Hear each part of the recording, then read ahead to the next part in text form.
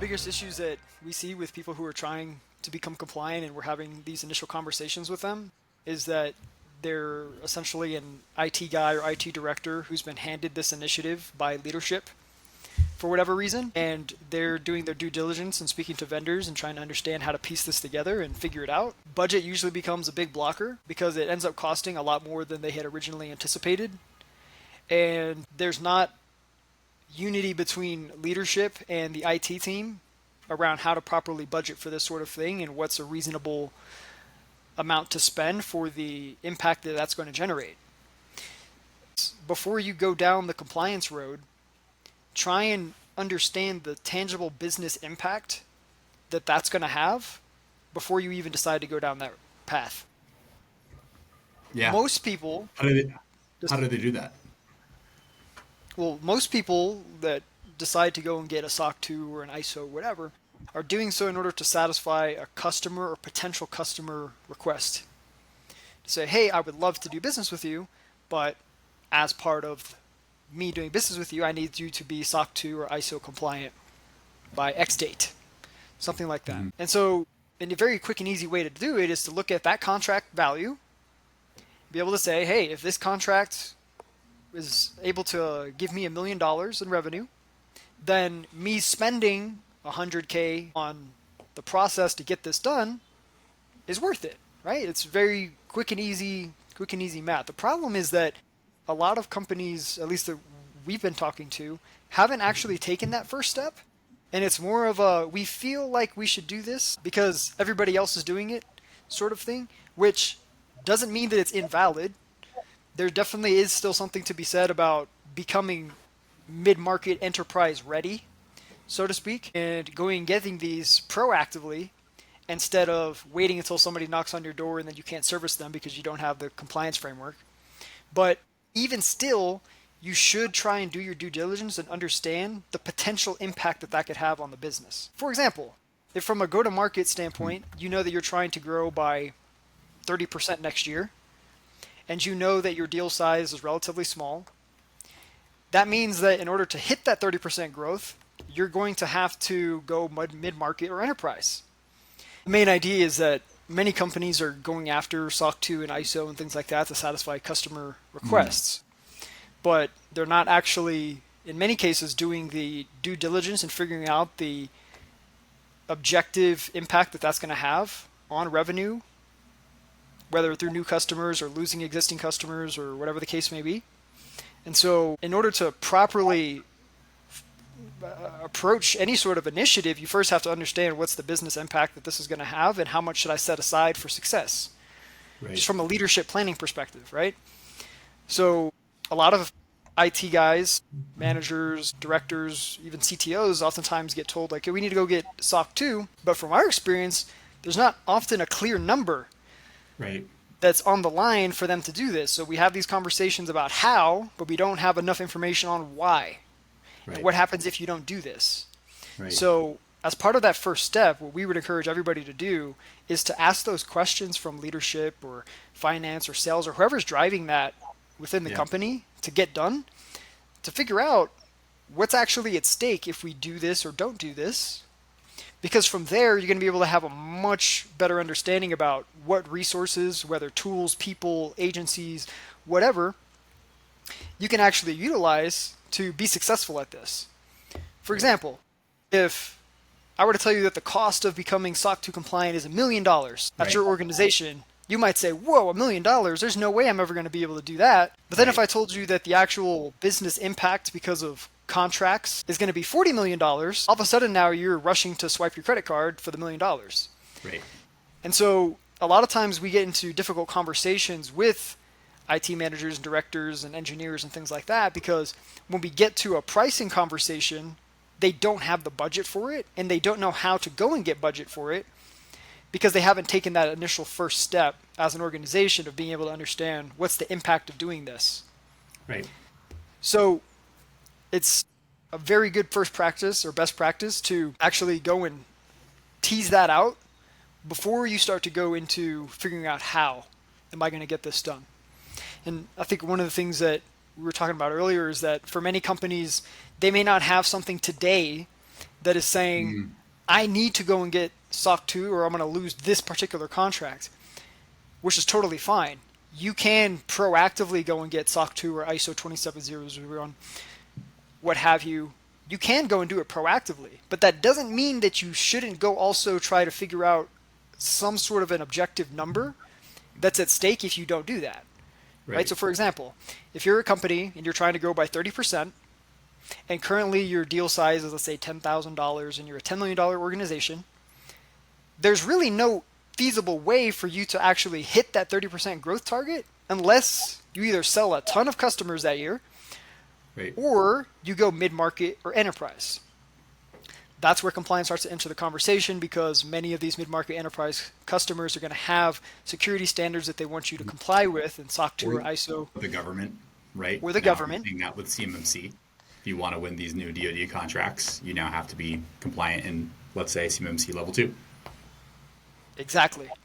And so it may not be a present reality of I will lose this tomorrow if I don't do this, but you should still try to quantify it as good as you possibly can. And that can be a joint effort. You can work with your head of revenue or sales or whatever and determine, okay, in order for us to hit this company growth target, what would we realistically have to do from a go-to-market perspective in order to hit this number? Okay, well, there's really no easy way to do that unless we go mid-market enterprise. Okay, so we can now attach that growth target with actual revenue and be able to say, well, that's going to constitute $2 million worth of revenue or $3 million worth of revenue next year. And of that, we need 70% to be mid-market enterprise types of customers.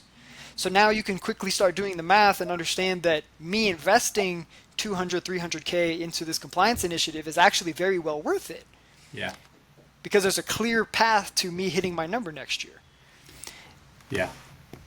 No, totally. I think you're right. I think the other thing that a lot of different companies have to consider is not all frameworks are created equal from a cost perspective. CMMC, for example, is going to be expensive for everybody, no matter what, because the framework itself has far more controls. It's much more prescriptive of exactly what you have to do versus a framework like SOC 2 that is relatively ambiguous and has a lot of controls that you can sort of exclude or don't apply to a specific company, and can really change whether you're a 5-person, YC-backed startup that started yesterday versus a 200-person organization, right?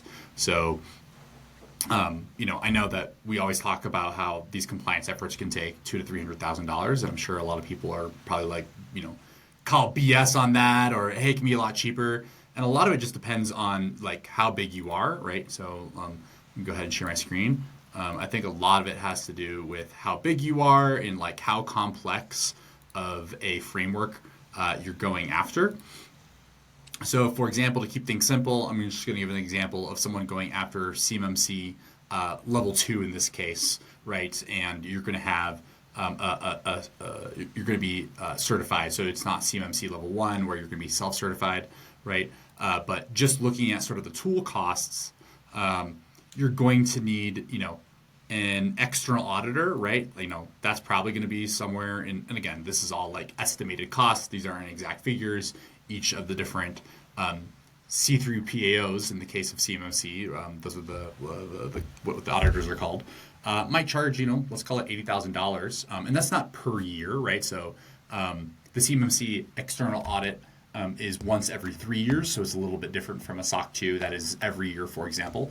But there's also the internal audit. So CMMC and ISO have this particular piece that SOC 2 does not, so that's an additional cost. But a lot of it has to do with like security tools, right? So we happen to be a Microsoft partner. Our philosophy has a lot to do with Microsoft, so everything from mobile device management to identity security, email security, all those things can be done within the Microsoft 365 E5 or G5 SKU, right? Depending on the framework, if you're on doing SOC 2, you can figure it out with Business Premium and that sort of thing. But there's a lot of tools in there that you're going to need, everything from like a password vault to a cloud backup solution, to a GRC automation platform to kind of help you with that. And so a lot of these items people don't necessarily think about especially these DoD contractors. I'm going to give an example. They think about the $80,000 that they need for the audit, but they don't think about here's all of the different tools and all the different pieces that I'm going to need in order to pass this audit, and not just pass it like from a checkbox mentality, but pass it because you're actually doing it correctly. You're putting the correct security pieces in place, and you're running the company in the way that the framework intended you to run, essentially, right? And not like I'm doing the bare minimum to kind of pass. So for a company of 100 people, you're already looking at, call it 240,000 for CMMC level 2 with an external audit specifically. And this assumes that you have people internally to handle it, right? So, right here, there's all sorts of different people that you might have at the company. Let's say maybe you have one person, and maybe you just have like a regular IT manager.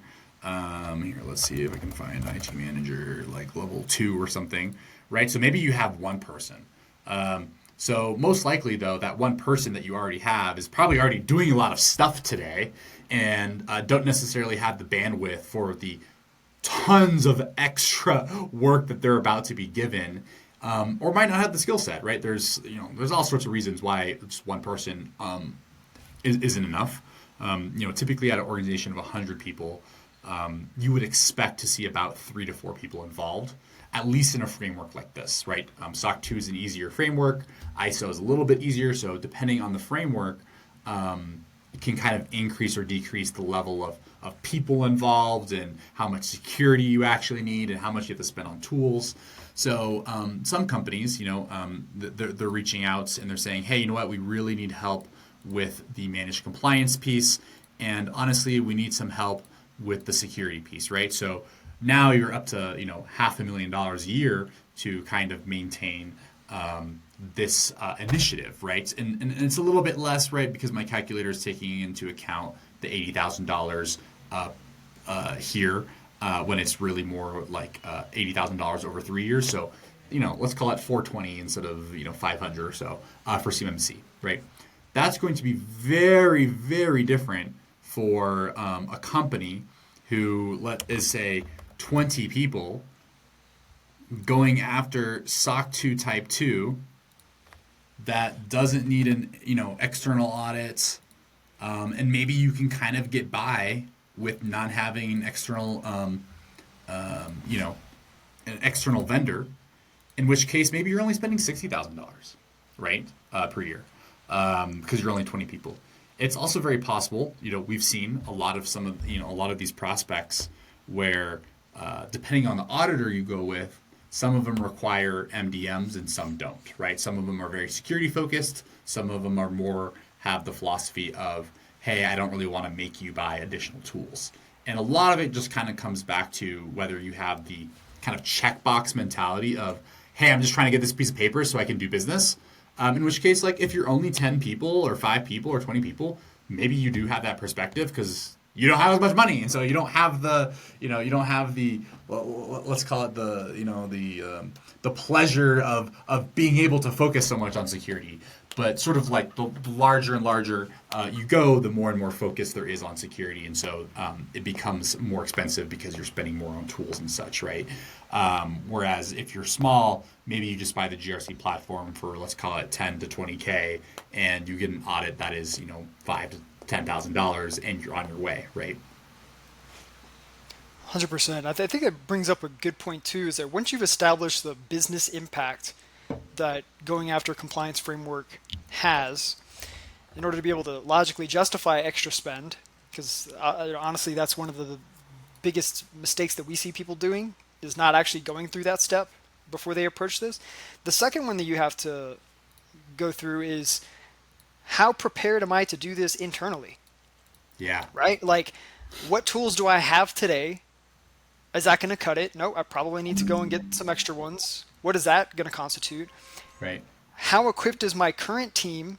And not just from a skills perspective, which is obviously extremely important. Like, many companies, they sort of throw this on the backs of someone for the first time, and it becomes a rough process. But also just from a bandwidth perspective, it's not enough to say, to your point, well, I have an IT guy, and so we're going to go and get compliance, and we're just going to add that to his initiatives for this year.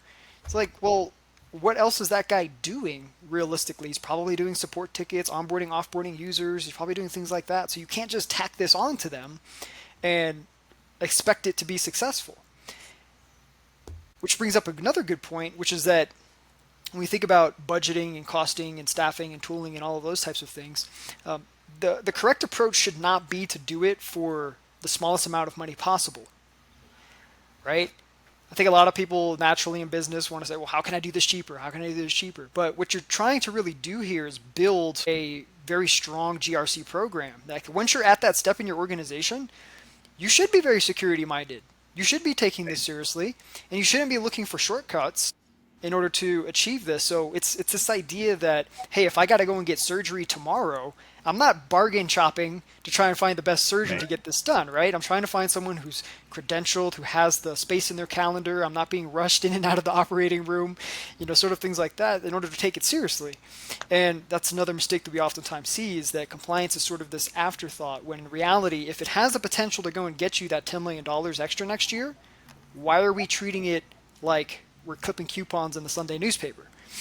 We should be treating it seriously and trying to ensure that we're doing the best job we can internally, and that we're also respecting the domain and the time and balance of our existing people as well in order to do this. And if that means bringing in additional people, even if it's for the first year, right? Even if it's for the first year, not saying you got to do this forever, but somebody to come in and prop up the systems accordingly, get everything in check, and the existing team can also look and learn from that as they're going through that. It's much easier to maintain something than it is to build it in the first place, right?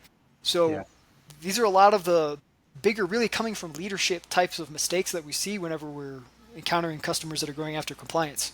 Yeah, I have like two strong opinions on this. The very first one is, great. Let's say you won a contract. You're about to make, I don't know, $2, $3, $10 million, and the customer is asking you to become ISO 27001 within 12 months. Very common use case that people come to me with all the time. They've already won the contract. As part of the SOW, there's a clause in there that says, hey, we understand you're not ISO today, but you need to become ISO in X amount of period. And they say, yeah, of course we'll do it, right? It's worth the 10, 12, $20 million or whatever that contract size is. And how, if you do the bare minimum, yes, this client wants you to get the piece of paper, but how are you going to feel when you got the piece of paper, but you didn't do the security, so now you got hacked?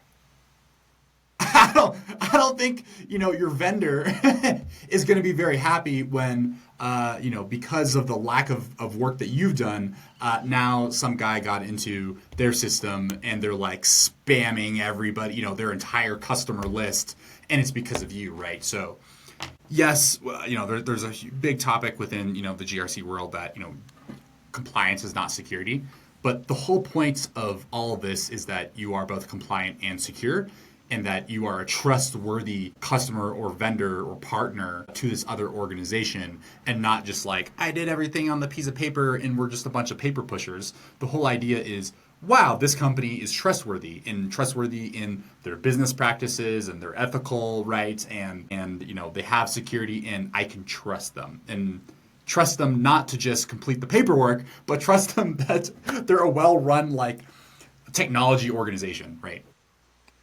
100%. The second piece of this is it's expensive, so I'll try to do it myself. But in the cases of these organizations that have a timeline, you don't have the benefit or the luxury to do it, to take as much as you want, right? To take as much time as you want. There are several organizations that have come to us saying that they've been working on this for 6 months, 12 months, 18 months by themselves and haven't gotten anywhere. And because of that, they lost customers, right? In one case, there was one where they had a very large insurance company and they lost about $600,000 worth of business, right? Well, when you take your sweet time, in some cases, that can happen to you.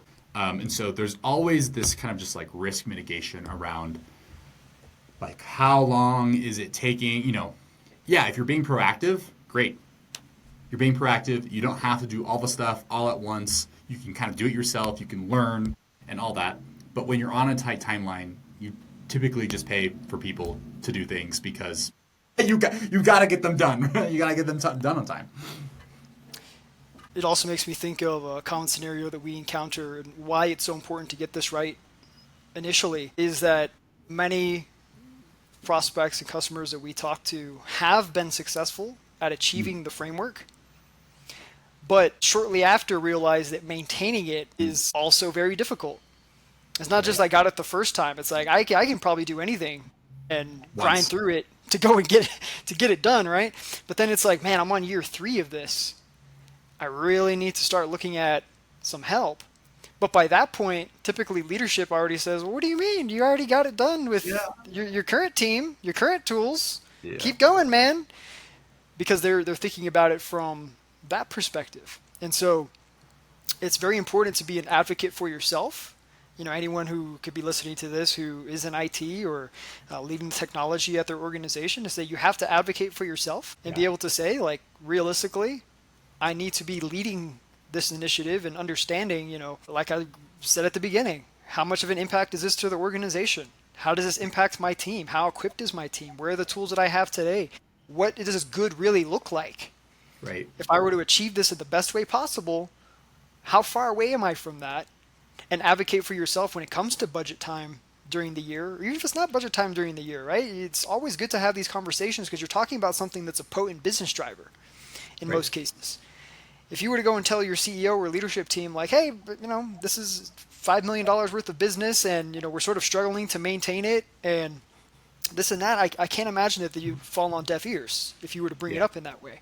So I think that it's this idea about, we don't see it super often within the IT departments, but you really have to think revenue. You have to think about how leadership thinks about these things and how these decisions get made, because oftentimes we hear all the time, IT guys are like, I don't have the budget I want. I don't have the tools that I want. I don't have the people that I want. Because typically your perception at an organization is if everything's cool, then we're good, right? It's like nothing's broken, keep going, man. But you have to be the voice. I remember talking to this one prospect. He was an IT manager for this SaaS company, and the company was doing about 50 million in revenue, right? Again, SaaS, so let's call it 80+% margins. And they had about, I want to say it was like something crazy small, like 30, 40 people, right? So what is that? Like if I just do 50 million, let's call it 40 people. 50 million SaaS company divided by 40 people is almost $1.3 million per head. And this guy told me, he was like, oh yeah, like this is never going to pass. Like we don't have budget. I'm like, I don't know, dude. I was like, it might behoove you to like understand the business model that you're operating in, because you guys are so efficient, and most SaaS companies would really like to have that much revenue per head, especially at the gross margins that you have. But not like, most IT people are not thinking that way, right? I'm just like, wait a second, where's this money going to then? If it's not coming, like because this guy really felt really overwhelmed, and feeling like, always being told by whoever their boss was that there was no budget, there was no money, but there's budget, let me tell you, right? And so I think the closer you can get to revenue, right, and or building that business case, you're going to be seen as more intelligent, having a better understanding of the business, and also being able to tie like technology and IT that is normally seen as this like cost center and just like cost of doing business and just kind of like support model to, wow, we're actually driving revenue, and here's how, and here's why I need all this nice stuff, right, in order to fulfill that. I actually recently had a conversation about this where this IT company, or this IT team, they wanted to become SOC 2, right?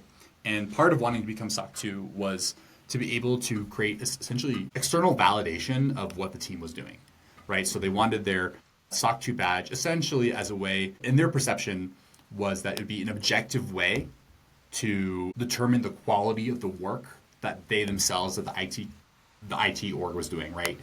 Right, where, IT can do a bunch of work all day and activities, but like, how are we doing compared to others, right? And by being able to have any sort of let's call it attestation, certification, right, between SOC 2, ISO, blah blah blah, is they could have, objectively say, here's the quality of the IT team.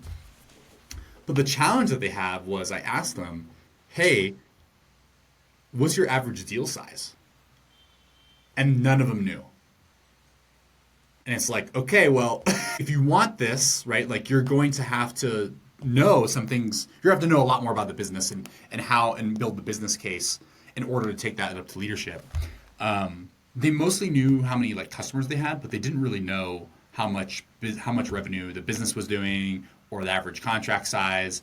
And one of the pieces of homework that I told them to do was, hey, like you may just, this might not actually be not for you, right? And that's something that we had to have like early in the conversation is like, hey, like don't go down this road if you don't have to, because like it's expensive. There's a lot of stuff to it.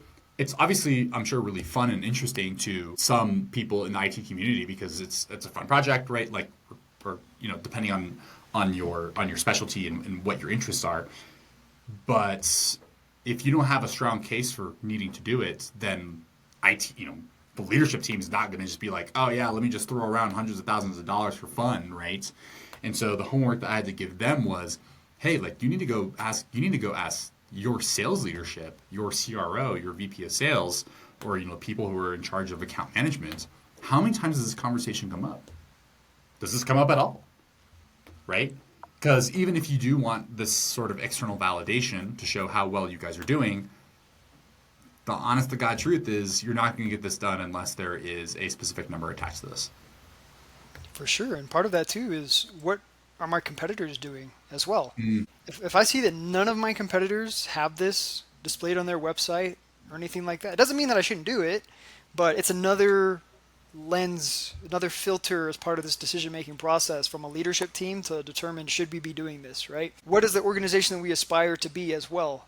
What are similar organizations at that level doing? Right.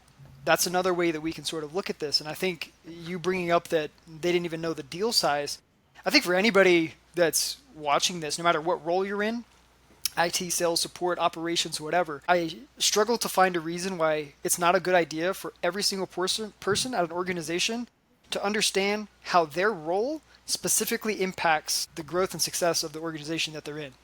Right. Because we see this siloing occur all the time, and it makes all of these conversations way more difficult when it comes to justifying anything from processes to tools to staffing to everything, right? Like you have to advocate for yourself, and really the people that are doing the best, the organizations that are doing the best, they have that alignment from top to bottom, and it's clearly communicated and understood how throughout that chain, everything that everybody's doing makes sense, and it's intentional and it's purposeful, and we can attach it to a particular business metric that is for the better of the growth and success of the organization, right?